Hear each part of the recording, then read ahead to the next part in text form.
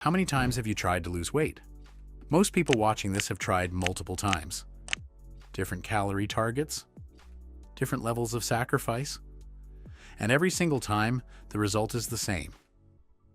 Here's what the science is now telling us.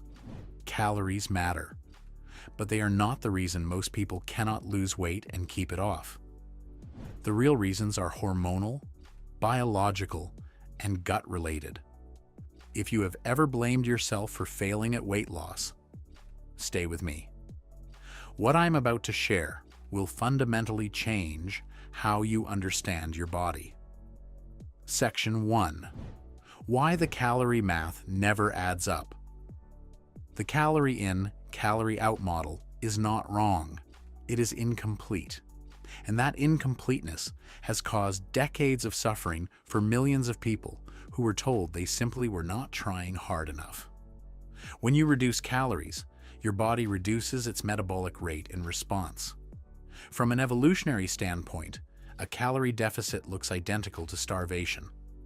Your body has no way of knowing you are trying to fit into your old genes. It only knows less fuel is coming in, and it responds accordingly. This adaptive thermogenesis means the deficit you create on day 1 is not the same deficit you have on day 30. Your body has partially compensated. You are burning fewer calories doing the same activities. Hunger hormones have increased. Satiety hormones have decreased.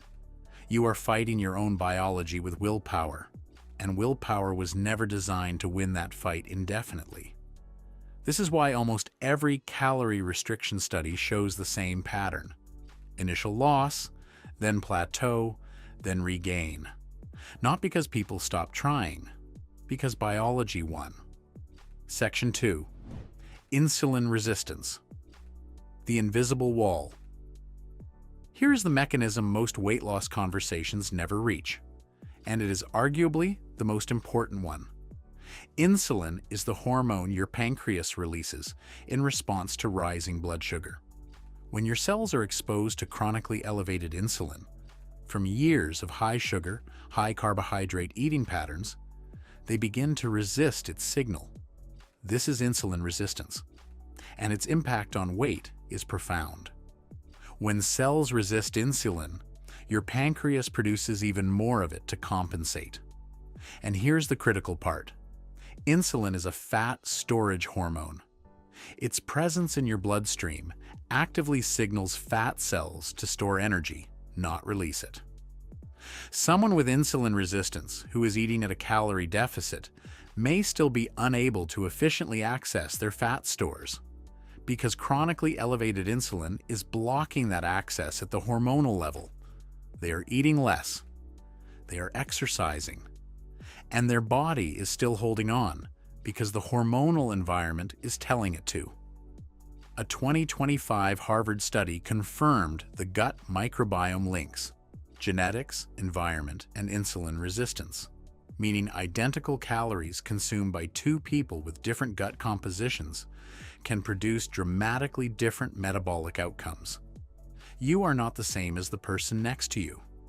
Counting the same calories does not produce the same result. Section 3. Cortisol. The stress hormone that is storing your fat. This is the piece almost nobody connects to their weight, and one of the most clinically documented relationships in metabolic science.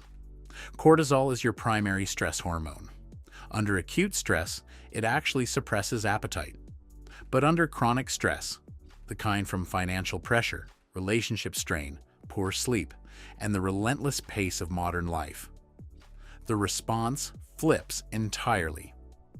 After 4 to 7 days of sustained elevated cortisol, your brain begins specifically craving high-fat, high-sugar foods. This is a documented neurochemical response. Glucocorticoid receptors in the brain's reward circuitry drive cravings that appetite suppression cannot reliably override. You can be genuinely not hungry and still desperately want the ice cream. The craving is coming from a completely different system. But the metabolic impact goes deeper than cravings. Cortisol directly triggers insulin release. Chronic stress creates chronically elevated cortisol, which creates chronically elevated insulin, which creates a hormonal environment that actively promotes fat storage and resists fat release, regardless of calories consumed. For many people carrying stubborn weight, particularly around the abdomen, chronic cortisol elevation is the primary driver, and no calorie-counting diet in history has ever directly addressed it.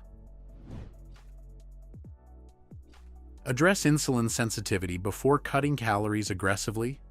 Reduce refined carbohydrates and added sugar. Not eliminate them entirely, but reduce the frequency of blood sugar spikes throughout the day. Pairing carbohydrates with protein or fat slows glucose absorption and meaningfully lowers the insulin response. Treat sleep as a metabolic intervention, not a luxury. Sleep deprivation promotes muscle loss and fat gain, even on the same diet. Poor sleep elevates cortisol, increases ghrelin, your hunger hormone, and decreases leptin, your satiety signal. One bad night of sleep increases appetite by 24% the following day. Move without destroying your cortisol. High-intensity exercise done too frequently elevates cortisol chronically. Walking 8,000 to 10,000 steps daily keeps cortisol low, improves insulin sensitivity, and carries no recovery cost. Combined with 2 resistance training sessions weekly, this is one of the most evidence-backed combinations for sustainable fat loss. Feed your gut. Fermented foods and diverse plant fibers shift your microbiome toward better metabolic compositions.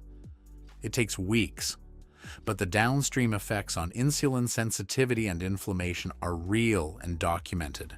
Outro. Here is the truth that nobody in the weight loss industry has a financial incentive to tell you. Most people struggling with their weight are not failing because of lack of effort. They are fighting hormonal and microbial systems working directly against them. Systems that calorie counting was never designed to address. Insulin resistance, chronic cortisol, and a disrupted gut microbiome are not character flaws.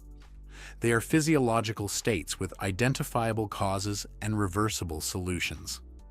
The next time you find yourself blaming your willpower, stop. Ask what your hormones are doing. Ask what your stress levels are telling your biology. Ask what your gut microbiome looks like.